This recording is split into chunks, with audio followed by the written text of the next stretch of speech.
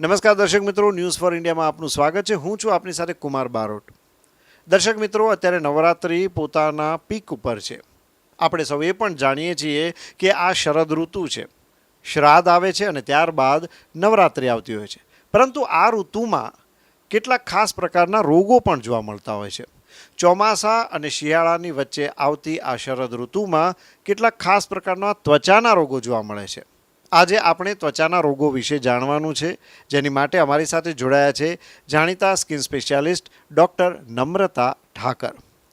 Doctor નમ્રતાબેન, અત્યારે આજે double season ચાલી રહી છે, તેમાં કયા પ્રકારના ત્વચાના રોગો જોવા મળતા હોય છે? સો ડબલ સિઝન વખતે થાય એવું કે હ્યુમિડિટી લેવલ, જે ભેજવાળું વાતાવરણ છે, ખાસું ઓછું થઈ જાય. ટેમ્પરેચર હાલ આપણે જોઈએ છે કે બપોરે સખત ગરમી હોય છે અને રાતે થોડુંક શીતળ વાતાવરણ હોય છે. એટલે જે ડબલ સિઝન જે આ ઋતુ છે એમાં સ્કિન ડ્રાયનેસ એટલે ત્વચા બહુ શુષ્ક થવી એ કોમન છે. એટલે ડ્રાયનેસ ઇન્ડ્યુસ જેટલી બી ડિઝીઝીસ છે એ વધે, જેમ છે સોરાયસિસ, એટોપિક ડર્મેટાઇટિસ, એક્ઝિમા, ખરજવું જે આપણે કહીએ એ, અને સ્કિન એલર્જીસ જે બધાને થતી હોય છે, ખંજવાળ આવી સખત સ્કિન ડ્રાય થઈને, અને ઘણા વાયરલ ઇન્ફેક્શન્સ જેમ કે હર્પીઝ ઝોસ્ટર, એ બધા બી ખાસા આ સિઝનમાં જોવા મળે છે. અચ્છા ડૉક્ટર નમ્રતાબેન, આપે આજે વાત કરી કે સૌથી પહેલાં આપણે વાત કરીએ શુષ્ક ત્વચા. તો સ્કિન એકદમ ડ્રાય થઈ જાય છે. હવે આ ફક્ત સિઝનની અસર છે કે માણસની પ્રકૃતિ પણ એવી હોય છે? અને શું સામાન્ય કોઈ લોશન કે લગાવવાથી આનો ઉપાય થઈ જાય ખરો?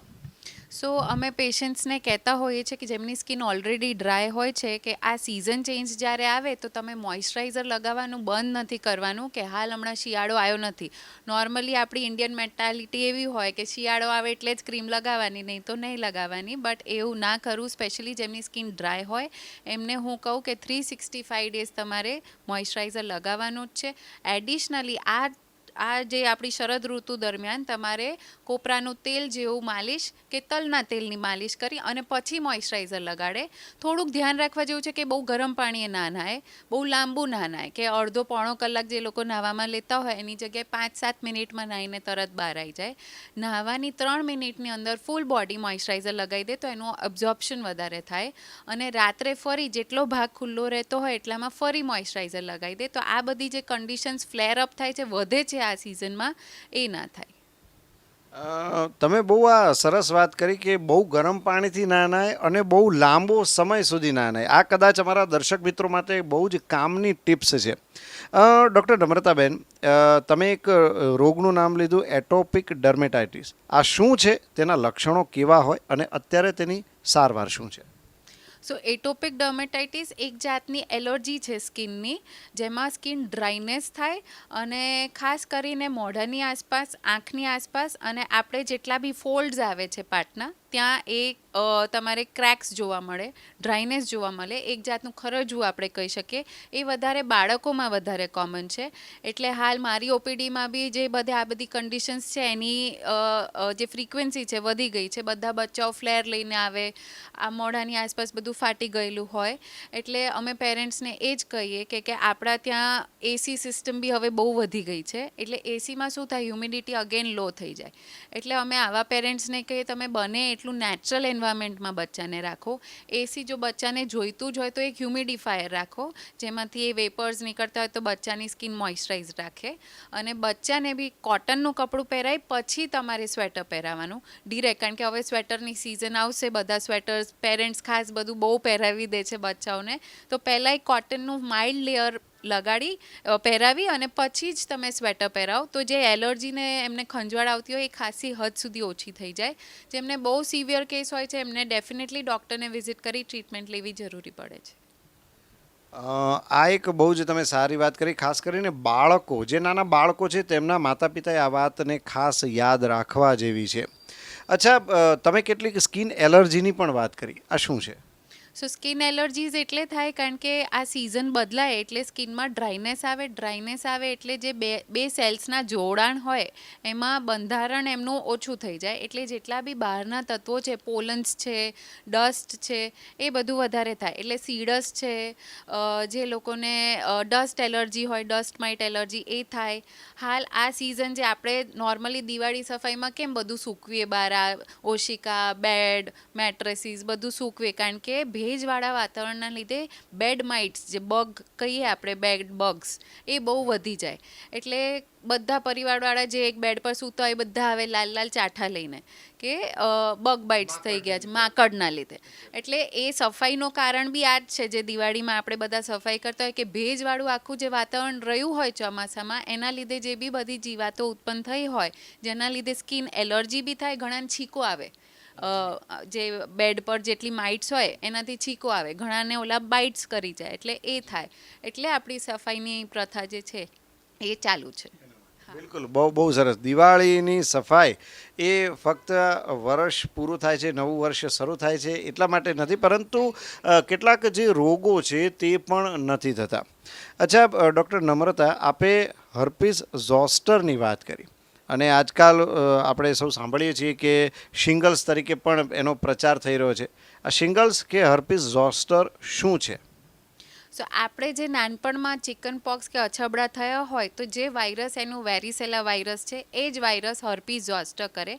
એટલે આપણને નાનપણમાં જ્યારે બી ચિકન પોક્સ થયું હોય, એના વાયરસીસ આપણી જે નસ હોય, નર્વ્સ હોય, એમાં સાયલેન્ટલી અંદર રહે છે, છુપાઈને રહે છે. પછી જ્યારે બી તમારા શરીરમાં એવી સ્થિતિ આવી કે તમારી ઇમ્યુનિટી ડાઉન થાય છે, જેમ તમે બહુ કામ કર્યું હોય, તમારે જેમ ઘર સફાઈ કરી હોય, દિવાળીમાં બહુ કામ કર્યું હોય, નવરાત્રિના 9 રાત જાગ્યા હોય ને તોય ગરબા ગાયા હોય, એટલે બોડી, તમને થાક લાગે, બોડીની ઇમ્યુનિટી લો થાય. એટલે જ્યારે બી ઇમ્યુનિટી લો થાય તો એ વાયરસ એક્ટિવેટ થઈને જે નસમાં સૂતું હોય એ નસમાં ચિકન પોક્સ જેવી ફોડલીઓ કરી નાખે. એને કહેવાય છે શિંગલ્સ. એમાં સિમ્ટમ્સ એવા હોય કે તમને કદાચ એક દિવસ પહેલાં તાવ બી આવી શકે, તમને માથું દુખી શકે, જે એરિયામાં થવાનું હોય એ એરિયામાં સેન્સિટિવિટી વધી જાય, લાલાશ વધી જાય, ખંજવાળ આવે, અને પછી જ્યારે એ વેસિકલ્સ ઉપડે તો જે ભાગમાં થયું હોય એ ભાગમાં પેઇન થવું, કાંઈક બી ત્યાં અડે એટલે આમ સેન્સિટિવિટી થવી, સખત કોઈક લોકોને એટલું પેઇન થાય છે કે એમનાથી સહને નથી થતું. એટલે આખો દિવસ એ લોકો બરફ લગાડે ને એવું બધું પોતાને કૂલ રાખવા માટે એ ઉપયોગ કરતા હોય છે. એમાં પ્રિવેન્શન એવું કંઈ ખાસ હોતું નથી, પણ હવે ઇન્ડિયામાં GISK વેક્સિન લાવ્યું છે, જેને શિંગ્રિક્સ કહે છે. યુએસમાં બધે તો બહુ ટાઈમથી હતી, પણ ઇન્ડિયામાં હવે આવી ગઈ છે. એટલે હું દર્શક મિત્રોને કહીશ કે ખાસ એનો લાભ લે, કારણ કે આ કન્ડિશન હાલ GSK વાળા ઇન્ડિયામાં 50 years એન્ડ અબવ, 50 વર્ષની ઉંમરથી આગળ જે બી લોકો હોય એમની માટે વેક્સિન કાઢી છે.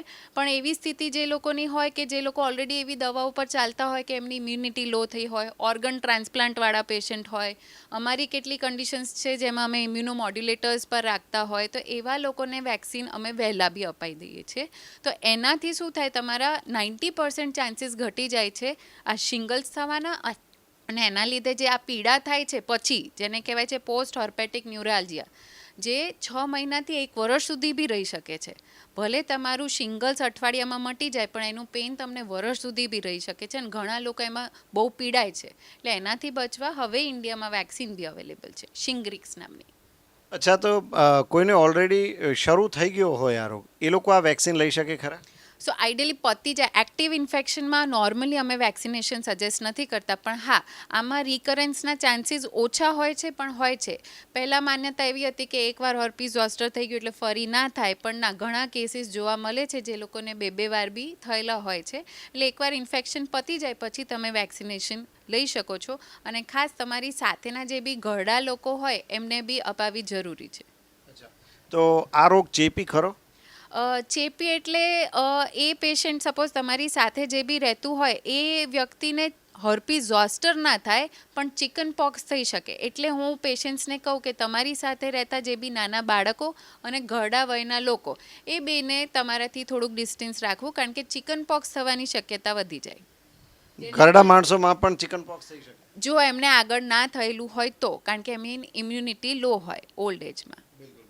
ડૉક્ટર નમ્રતા, તમે અમારી સાથે જોડાયા અને અમારા દર્શક મિત્રોને જે માહિતી આપી તે બદલ આપનો ખૂબ ખૂબ આભાર. જોયું ને દર્શક મિત્રો, ડૉક્ટર નમ્રતા ઠાકરે આપણને કેટલી સુંદર માહિતી પૂરી પાડી. ખાસ કરીને તેમણે છેલ્લે જે હર્પીસ ઝોસ્ટર કે શિંગલ્સની જે વાત કરી તે ખરેખર ખૂબ જ યાદ રાખવા જેવી છે, અને અત્યારે એનો પ્રચાર પણ ઘણો જ થઈ રહ્યો છે. તો ફરી મળીશું એક બીજા વિષય સાથે. ત્યાં સુધી મને રજા આપશો. નમસ્કાર.